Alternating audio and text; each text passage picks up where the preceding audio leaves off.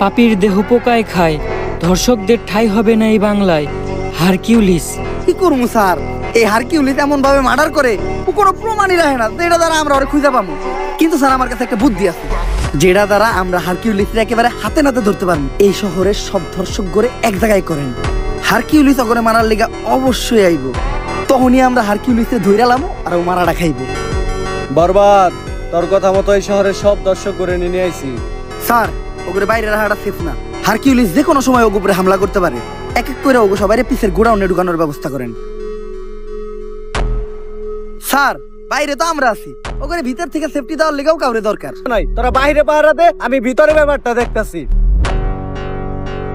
Sir শেষবারের মতো একটা কথা শুনে রাখেন, পাপীর দেহ পোকায় খায়, ধর্ষকদের ঠাঁই হবে না এই বাংলায়।